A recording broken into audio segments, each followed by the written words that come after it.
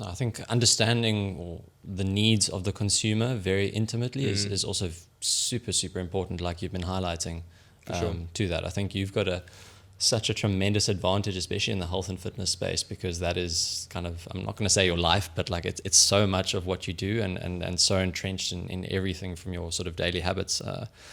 Last month, I believe you completed the Goggins challenge, which named after the legendary David Goggins, the king of hardcore things. How was that? What was that?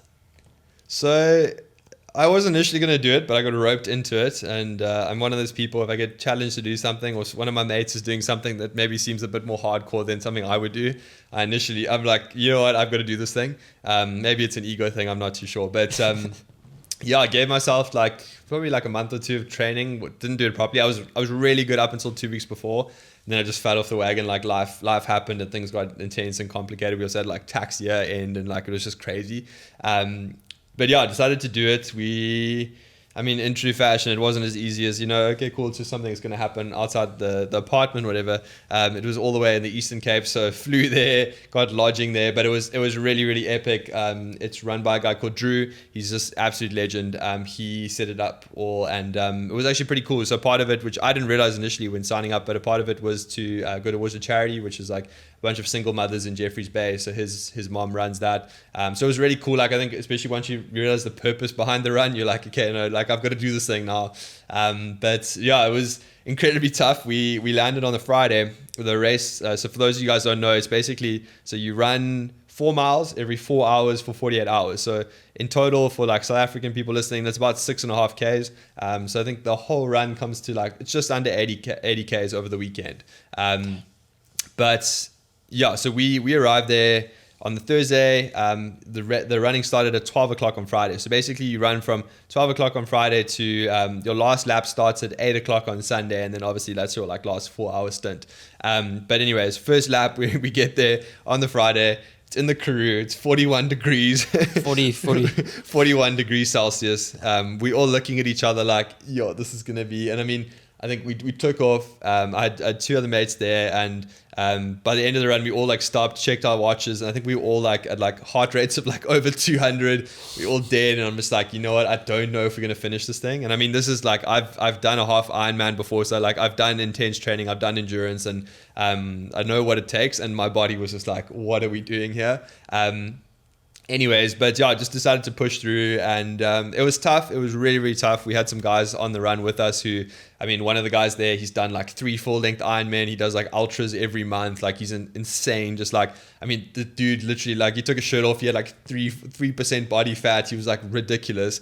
And he was this is probably one of the toughest things I've ever done in my life. And I think it's very much the stop-start nature. It's you run, you stop, all that fatigue sets in, then you got to go again and again and again. And the sleep as well. It's I think I end up getting about 5 hours sleep the whole weekend, which just your central nervous system by Sunday is just wrecked. You're in absolute bits. So it's 4 miles every 4 hours. For 48 hours, yeah. 48 hours. And how long does that on a standard sort of, obviously you have to do that multiple times, but those 4 miles, how long did that actually take you? So myself, I ran everything under 40 minutes. So 40 minutes. So then it's three and a bit hours to sort of rest and recuperate and try hype yourself up for the next one and the next one and the next one. Exactly. So how it would work, and it was incredibly well organized by Drew and his team, is that you would rock up there. So let's say it basically went from 12, 4, 8, 12, 4, 8. That was kind of the cycle, obviously AM, PM.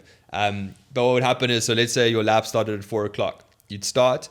For myself, I'd finish in 40 minutes. And within that hour, they would have some kind of food ready for you. So if it was around the main meal, obviously it'd be a nice, hearty cooked meal. And if it was between meals, it was generally a snack, sometimes a couple pieces of French toast or, something. And, so you would start an hour later, there'd be food ready. And then, so oftentimes you'd let's say come in 40 minutes. There was a pool there. So you jump in the pool, you kind of just swim a couple of lanes just to loosen up and also just cool down, especially in the afternoon laps because it's ridiculous. So let's say it takes you to that hour mark. You go eat and foam roll. So that takes you now you're kind of at you've kind of been, it's an hour and a half out of your overall 4 hours. Then you try and get some sleep if you can. So you maybe have like, what's that now? You've got 2.5 hours until the next lap starts.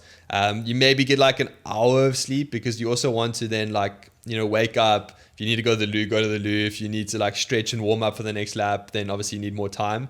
And also like I'm not someone who can just like, like, okay, cool, nap and like hit the floor. You're someone I definitely know who prides himself on just having the most amazing and consistent sleep routine. So something like this where it's just completely thrown out the window. Imagine you were like, fuck this. Yeah, it was interesting. Like I think you start to realize like, as Maddie said, like, I mean, I'm one of those people. I can wear a proud badge of honor. Actually, once like I track everything, and like I managed to get 100% sleep score the one time.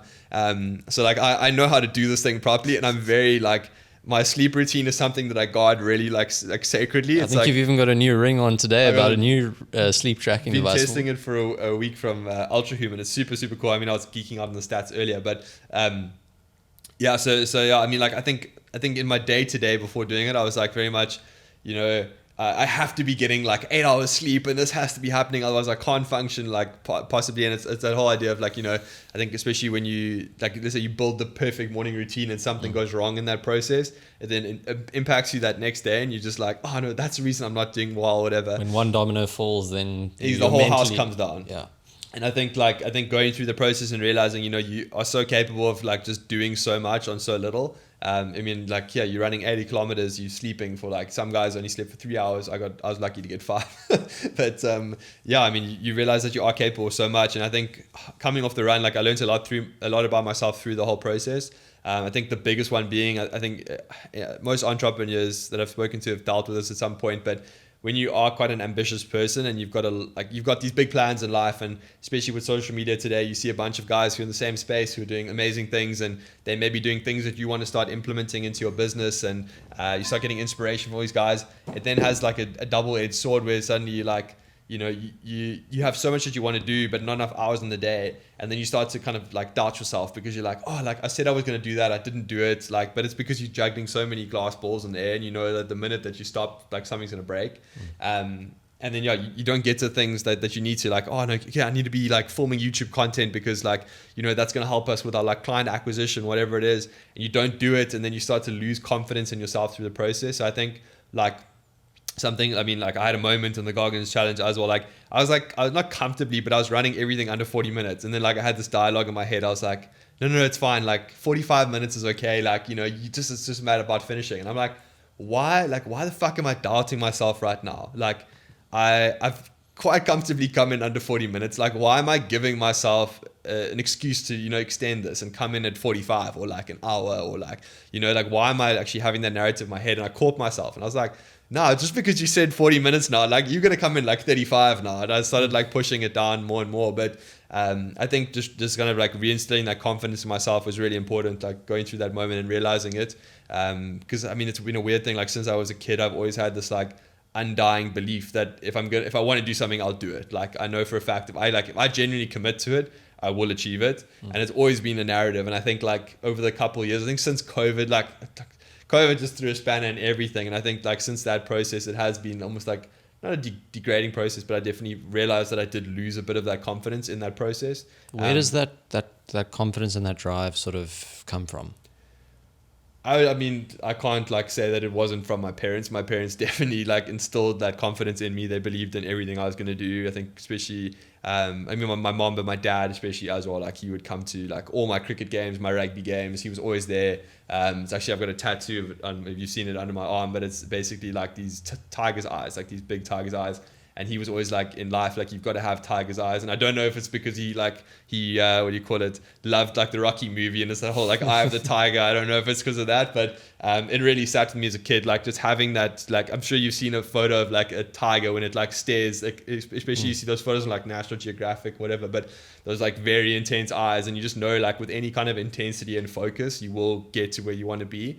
Obviously like for some that's a much bigger process and there's a lot more struggle that goes along with that, but yeah, like it's always just been an undying belief in myself that I know for a fact that if I set my mind to something, it will happen. And I think it's like, I mean, it's something that Alex Hormozy says a lot of the time. It's like, it's in life, it's not about like standing in front of a mirror and just shouting affirmations.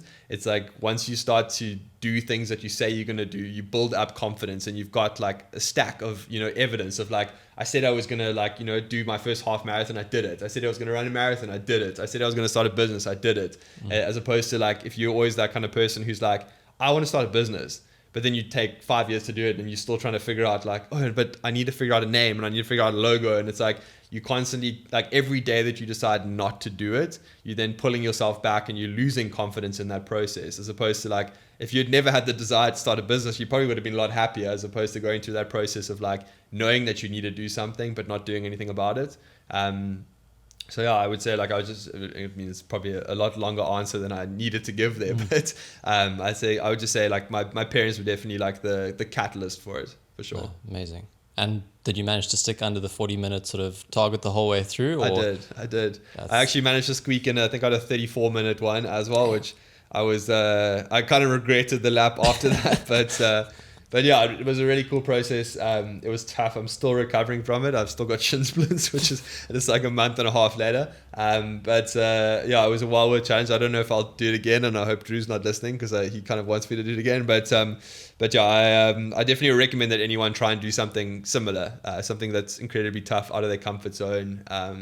Because yeah, I've been doing it for a couple of years now, where I just choose one thing and I commit to it for the year, and it's generally something quite physical. In 2022, it was starting a business. 2023, it was doing a half Ironman. This year, it was doing the Goggins challenge. And yeah, I was inspired by, there's a guy called Jesse Seitler, and if I pronounce his surname, I'm incredibly sorry, but he's married to basically the lady who started Spanx, and I've been following him for a while, and he spoke about this concept of a misagi, which is basically choosing something incredibly tough and doing it so that one day that you do it impacts the other 364, 365, depending if we're in a leap year or not, but the rest of the days of that year get impacted by it. So it's kind of that sense of like having the drive towards something that then leaks into all other aspects of your life. And I'm sure you probably felt it. I mean, with a background in like professional swimming as well, it's like when you like training towards something and it's something that you want to do, you often see that it raises the rest of your life, because suddenly you've got this drive, you've got this intensity. You don't want to waste time. If like, you know, like let's say you get an invite from friends to be like, oh, let's go drinking, whatever, and you're like, fuck that. Like I've got a goal. I want to be doing something. I want to be focused. I think once you start to make those decisions, you really start becoming the person you want to be. I think if you forced to be exceptionally disciplined in one area of your life, then like you said, it's something that permeates into the rest of what you're doing, and it almost allows you an easy excuse to say no to all the other sorry. I think it allows you to say no to all the other temptations and other things and other facets of your life, because you say, no, I'm pursuing this one type of goal, and to pursue this goal I need to be disciplined in these other facets of my life. So then it's not a case of, okay, I can just excuse something here or there. It's an easy answer. It's easy to say no because you have a reason for it, and that way you're forced into a pursuit of excellence in other areas of your life that you wouldn't have done otherwise because of the pursuit of that one goal. So I love the way you phrase that, and I think it's very, very relevant to everything that we've been doing. There's a cliche saying. It's like either you give yourself a routine or life will give you a routine, and it's like that whole idea of like, if you decide to lock into something, obviously, as you said, discipline is so necessary, and there's things that you have to do. You can't skip them. You know, I learned that last year when I did my Ironman. It was like very much about like, you had to, like, especially trying to start a business and do that at the same time. It's like you have to be so intentional with your time. It's like you've got training set for this time, and work is this and this, and then also, okay, cool, I have like my girlfriend that I also want to see, and I've got my family and my friends that I also want to see. So with that, I'm like, okay, cool, when I'm with them, I'm so present and like there, because I'm like, this time I want to make the most of, which I think is like, I don't know, I think when you do have purpose in your life, especially when you become busy, and I'm sure we've both felt that in our lives, is that when you're super busy and you've got lots of things you want to do, like as long as you are conscious and aware, and you carve out time for those people that are important, when you spend time with them, you're so much more intentional. You know, you're not on your phone, you're not just like thinking about random stuff, like you're actually there with them, experiencing it. And I don't know, I think just when you do set yourself those goals, like your quality of life just goes up exponentially. Yeah,